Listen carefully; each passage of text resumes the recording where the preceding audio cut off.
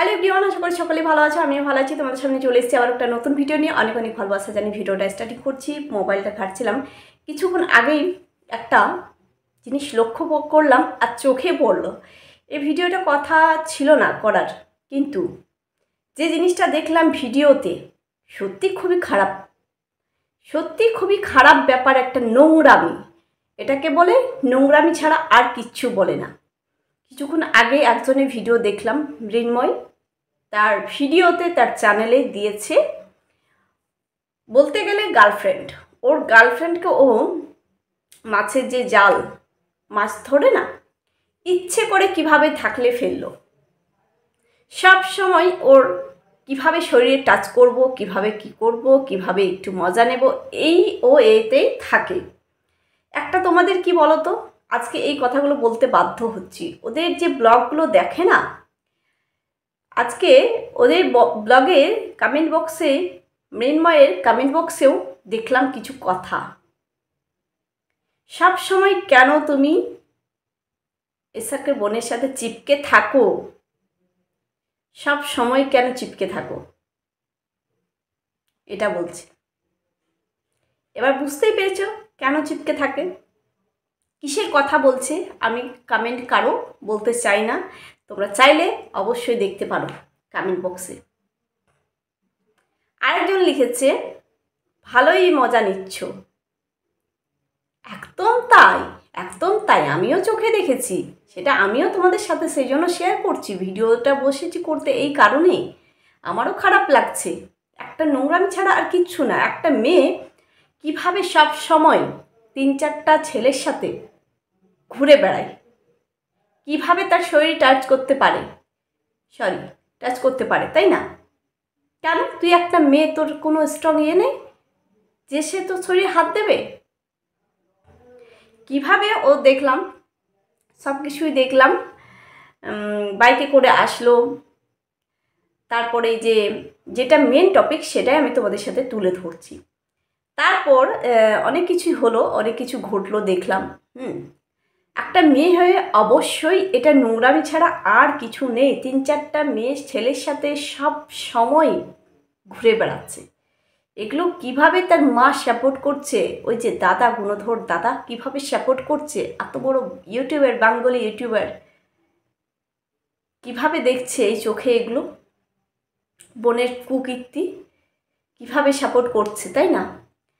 ও যখন জালটা নিয়ে মাছ ধরার চেষ্টা করছিল, মানে জলে ফেলছিল, মাছ তো ধরতে পার, যাই হোক, কিন্তু মৃন্ময় তাকে তার পেছন দিক দিয়ে থাকলে ফেলে দিল।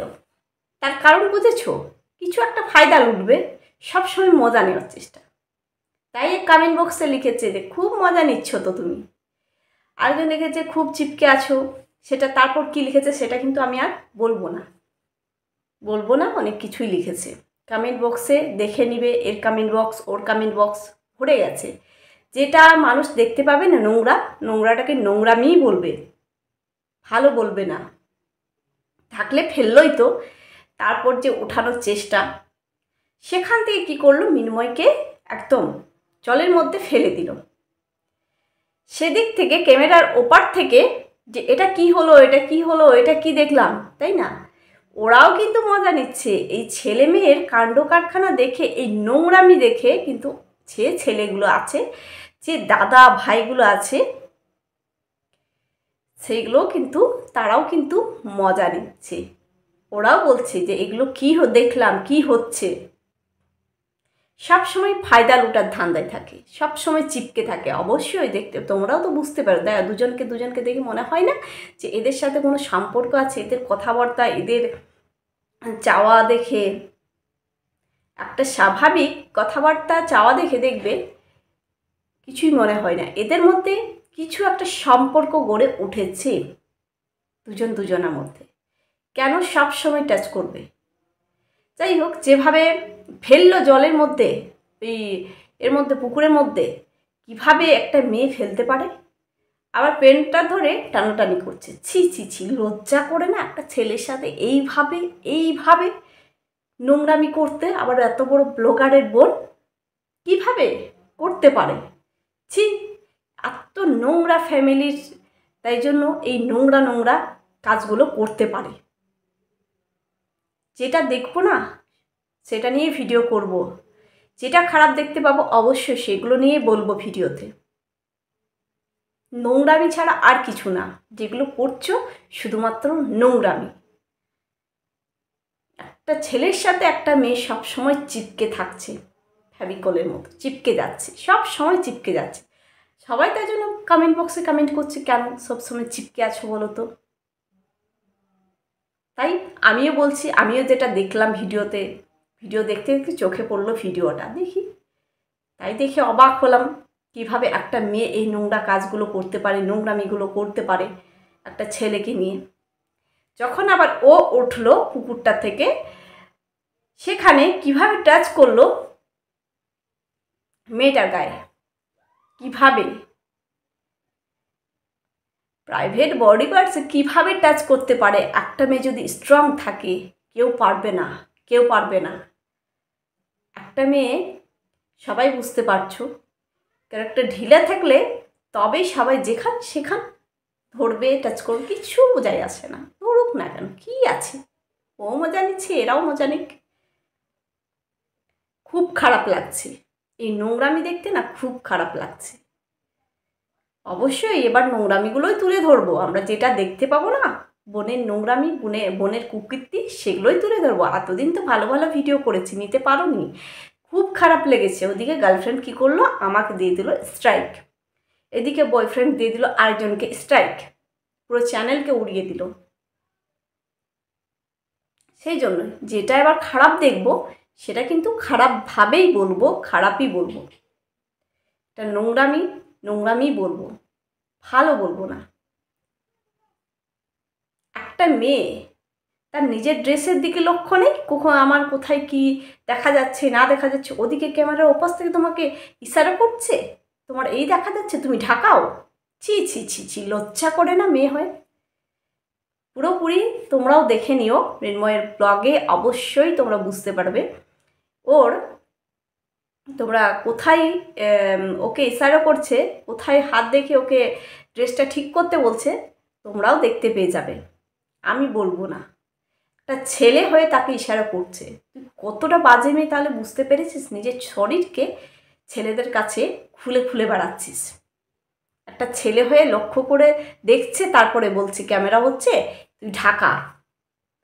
লজ্জা লাজ এদের কিচ্ছু নেই, একদম নির্লজ্জা বেহায়া মেয়েরা। আজকে এটাই বলবো, যেটা দেখছি না একদম নির্লজ্জ বেহায়া, তাদের মুখে আবার বড় বড় লেকচার। অবশ্যই এতদিন ভালো ভিডিও করেছি, ভালো ভালো দেখেছি, এখন খারাপ দেখছি, খারাপগুলোই তুলে ধরবো। আর এই ভিডিওটা আমি বসে দেখছিলাম বলে আমার চোখে পড়লো, একটা মেয়ের কেন নিজস্ব কিছুই নেই, সবসময় ছেলেদের প্রতি, সবসময় ছেলেদের দলে, সবসময় ছেলেদের সাথে চিপকে থাকবো, এ কী ধরনের? আর বাবা মা দাদারা এলাও কী করে করবে? এগুলোকে কী করে সাপোর্ট করে? এলাও তো দূরের কথা, সাপোর্ট করবে কি করে? সব সাপোর্ট করছে, জানে তো ভাই তো একজনের সাথে আছে, বোন তো হাজার জনের সাথে আছে।